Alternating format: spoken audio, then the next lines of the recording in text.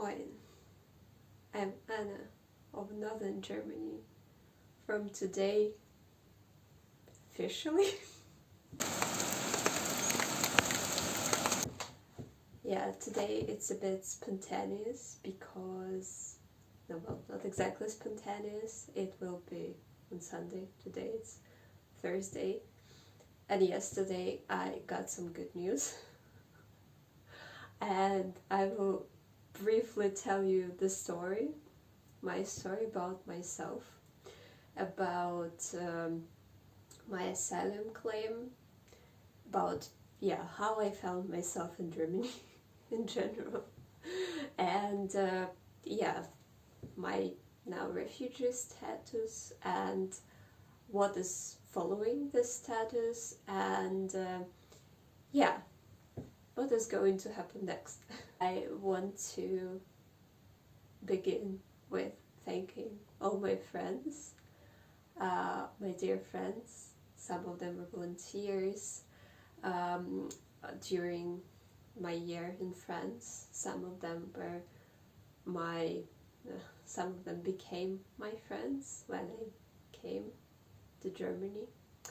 And let's begin with the story. I think it's a good day for a story. It's like an outcast day. It's not exactly North Germany outside, but it's an outcast day. And I think it's a good day for dark tales, because the tale is going to be dark, pretty dark. And yeah, let's go through the stages of my life, the stages of my asylum claim. Let's have a bit of fun. And it all began in 2021 when I left Russia. Because in 2021 Alexei Navalny's team was announced extremist. And that was the time, well, in 2020 Alexei Navalny was poisoned, and then he was imprisoned, and then his team was announced extremist. And that was the time when we realized that nothing good is probably going to follow. And also I didn't feel safe around my family. In general, I also felt very bad already, and I was scared, and it was pretty dark, and I made a decision that I need to get away, and I hoped somehow that it will get better. It would get better after some time. And also I thought that 1 year as a volunteer in France, it would be a good opportunity to see something else, to maybe feel better. Spoiler, I didn't feel better, because every mental illness is not cured that easily when you take yourself out of the situation, and then you might feel better instantly, but then the depression will kick back. And but yeah, it was 2021, and I left Russia for my project in France, where I was building walls and I was interacting with different groups of people, and there were also people from France. There were more privileged people who worked in the office, and there were less privileged people who were at the edge of jail or joblessness, or they were also refugees, and some vulnerable categories, and I also worked with them. Then in 2022, on the 24th of February, the war in Ukraine began, and then it started to escalate pretty quickly, and from that moment it was getting only worse, like my family-wise, the situation in country-wise, our right-wise, etc., etc., etc., and also my mental health was aggravating. And yeah, basically by the end of my volunteering, I was at the edge of like the end. So I already kind of made a decision. I stayed alive only thanks to my friends, who basically pushed me out of France to Germany. But before, yeah, technically I was supposed to ask for protection in France, the country of my first arrival, the first safe country. And I didn't do that because also I didn't feel safe there. And I was asking for help constantly from the office, from the French people, to help me to claim asylum or do something, because I was scared and I couldn't return home. And yeah, that was pretty inhumane. I don't know how to describe that. I remember once, like as a part of volunteering, during the summer we were leading work camps. And I led one work camp, and I was also leading a teenage work camp. It was already August, and I was done. I was so finished. I was already at the edge of, you know what. And I remember once in the office we had a meeting dedicated to the work camp, and I was in such a state that I just burst into tears, and I just stood up and said, I will be back. And then I got myself together, because I'm good at tolerating getting myself together. And then I remember an office worker took me for a walk, and in the end of this walk she told me that I was a threat to the project. And that was an experience. I'm just smiling now because I think my brain was protecting me, and many memories are not as vivid anymore.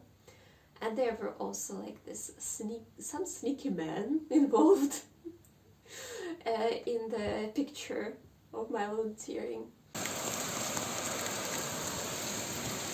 And yeah, so but thanks to my friends, I was pushed out of France, and that was basically my last resort. Like, I didn't have many hopes, and yeah, but a friend of mine promised to help me, and he did, and his family did, and I stayed with their family, and now they're my family. I love them a lot. Otherwise I wouldn't manage. I do believe that this is the way that you cannot go through alone, really, because it's very, very difficult, especially when you travel from one country to another and you claim asylum in another country. And in Germany, technically I wasn't supposed to claim asylum because France was responsible for me. And when I came, there was a total mess. I think I went through not even 7, not even 8 circles of hell, of all bureaucratic hell. Yeah, I can describe. So yeah, basically what I went through this clarity with Dublin, non-clarity with Dublin. My friends found a lawyer, and there were times when I was just basically, my only paper was like a scan of my passport, my Russian passport, which I will never see again. Not that I need it anymore, but maybe Putin dies one day, I don't know. And I was basically having only that on my hands. I had only a private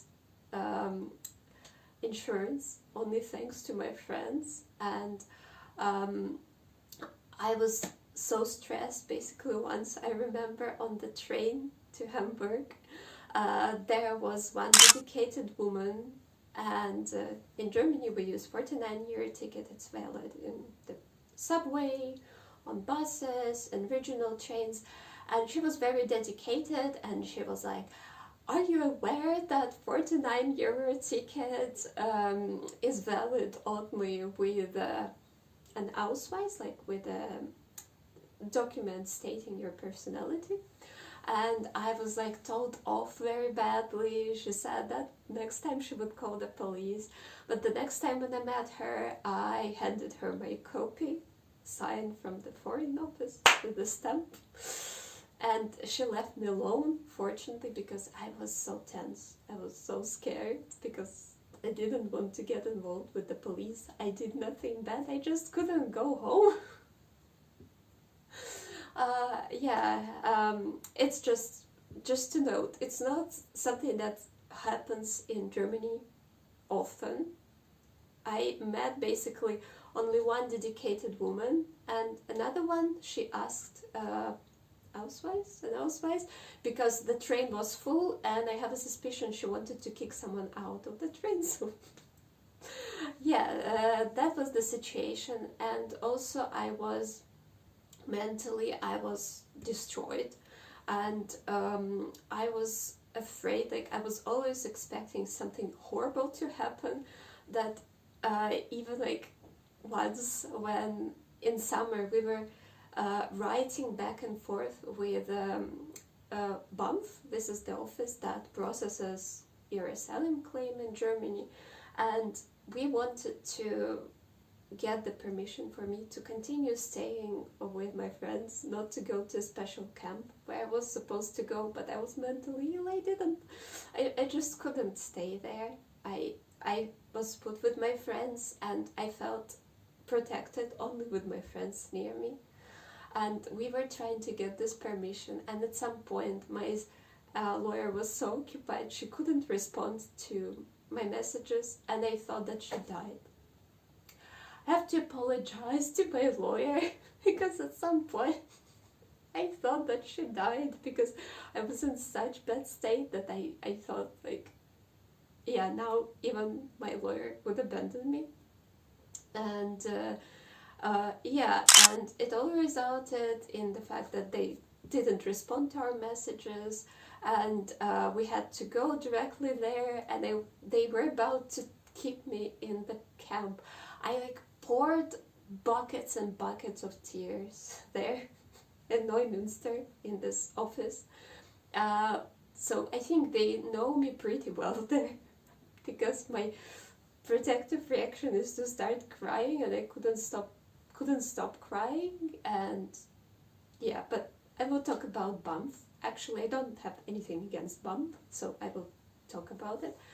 And so that was it. And eventually we went through all difficulties, through all these hell stages. Talking about BAMF, I have nothing against BAMF. I have nothing to complain about, because I don't know, I actually felt quite safe when I came there. And it's also like, if you see it as the place of hope for people, not like the place where the refugees are stored and packed. And when you're in this position, you're vulnerable, you need their protection, you need their support. If you have medical issues, they provide you with medical help. And for example, I needed antidepressants, they gave me antidepressants for free. And I had to show up there every now and then and get like this permission to stay with my friends. And that was the most difficult part probably, but I think 7 out of 10 people are quite nice there.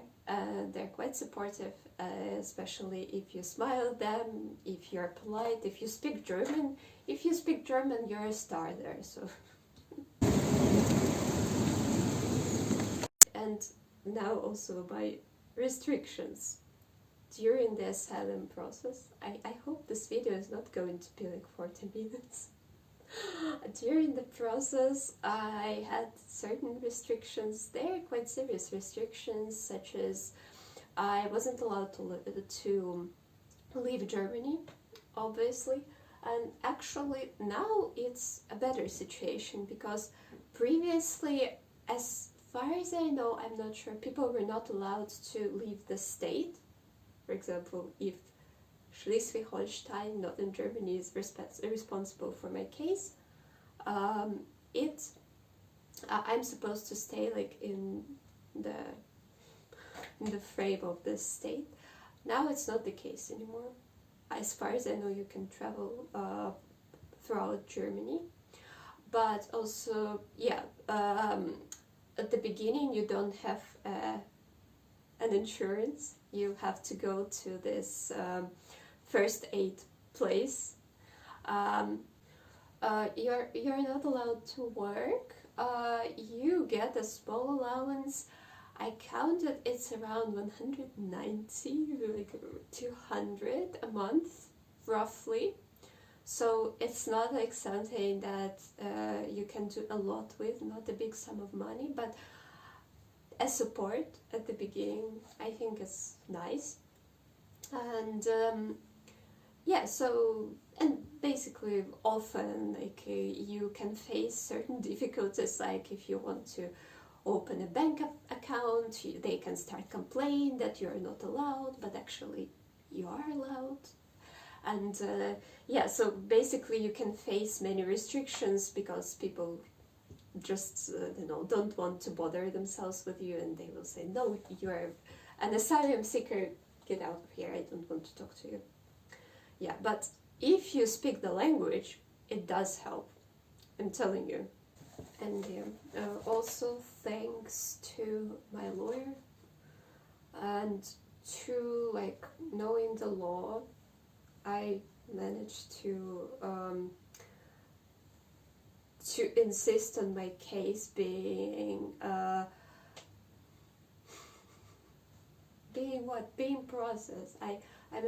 We managed to insist on my case being processed in Germany.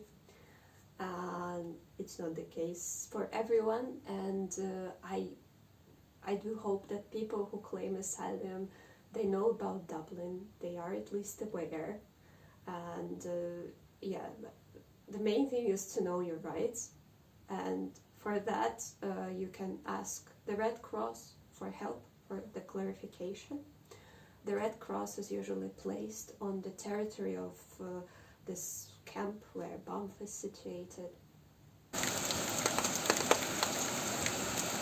Yeah, but now, yeah, yesterday I got a message from my lawyer, and now I will be waiting for her to send me the proving papers. I saw them.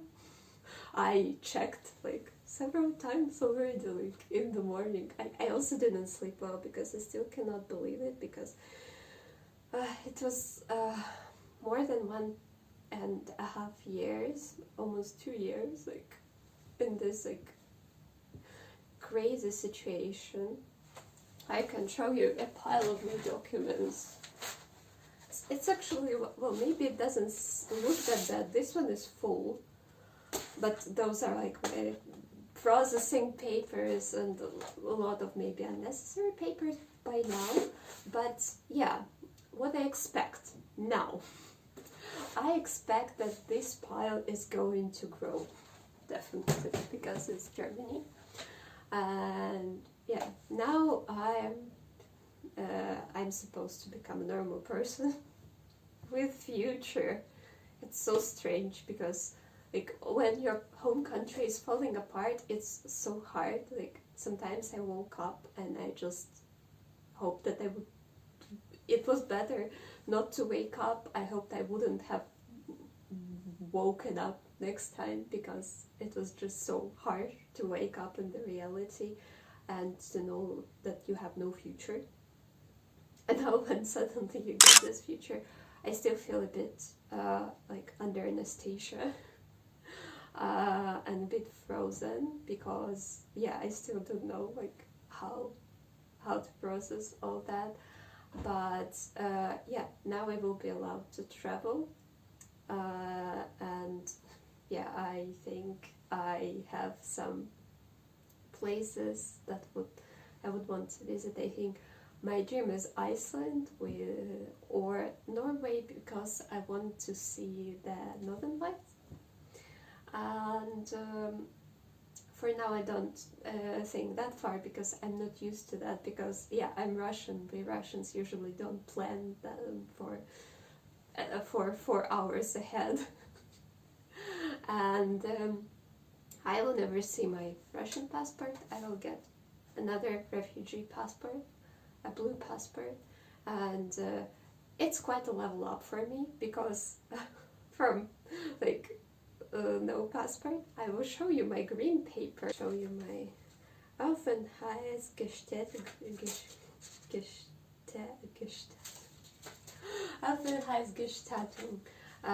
It's a green book like this, and basically this one is to Durchführung des Asylverfahrens. So it's like the document that you get while your asylum claim is processed. Doesn't give you many rights, but at least you're not an illegal immigrant. Yeah, so this green paper. I'm now like at the level of Timmy, my friend's dog, because yesterday they were joking that Timmy also has a blue passport. Level up. The next level will be like for my friends, my friend from South Africa, to be like a firm resident of Germany.